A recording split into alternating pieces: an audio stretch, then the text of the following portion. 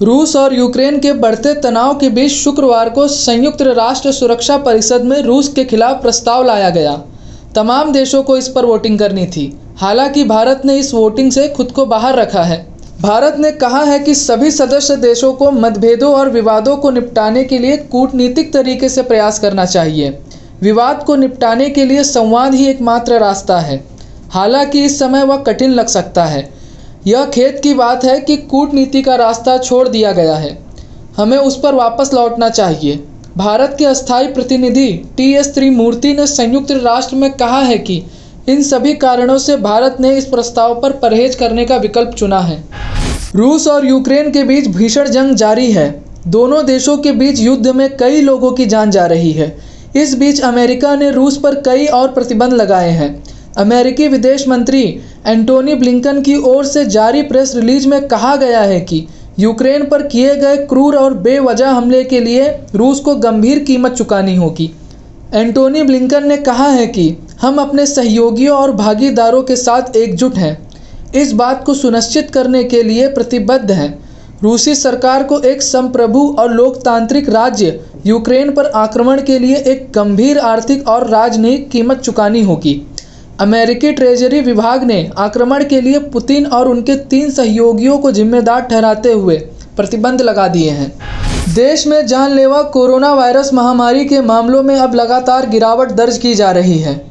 देश में पिछले 24 घंटों में कोरोना वायरस के 11,499 नए केस सामने आए हैं और 255 लोगों की मौत हो गई। कल 13,116 मामले दर्ज किए गए थे, यानी कल की तुलना में आज के मामलों में 12.6% घटे हैं। केंद्रीय स्वास्थ्य मंत्रालय की ओर से जारी किए गए आंकड़ों के मुताबिक देश में अब एक्टिव मामलों की संख्या घटकर 1,21,888 हो गई है। वहीं इस महामारी से जान गंवाने वालों की संख्या बढ़कर 5,13,481 हो गई है। आंकड़ों के मुताबिक अभी तक 4,22,70,482 लोग संक्रमण मुक्त हो चुके हैं। रूस की ओर से यूक्रेन में किए जा रहे हमले से दहशत का माहौल है। कई निर्दोष लोग मारे जा चुके हैं। इस बीच कई भारतीय छात्र यूक्रेन में फंसे हुए हैं। कांग्रेस नेता राहुल गांधी ने केंद्र की मोदी सरकार से वहां फंसे छात्रों और लोगों को जल्द से जल्द निकालने की अपील की है। राहुल गांधी ने कहा है कि यूक्रेन में स्थिति काफ़ी गंभीर है। भारतीय छात्राओं का एक बंकर में छिपते हुए राहुल गांधी ने वीडियो शेयर करते हुए कहा है कि मोदी सरकार वहां से छात्रों को तुरंत रेस्क्यू करे। राहुल गांधी ने कहा है कि मैं छात्रों के चिंतित परिवारों के साथ खड़ा हूं।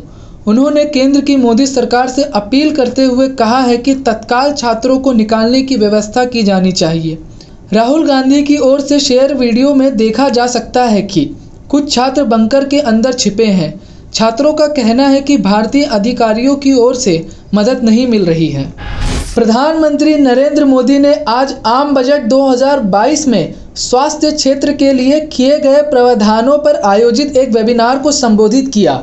इस दौरान पीएम मोदी ने कहा कि कोरोना टीकाकरण में कोविन जैसे डिजिटल प्लेटफॉर्म के माध्यम से हमारी डिजिटल तकनीक का लोहा पूरी दुनिया ने माना है।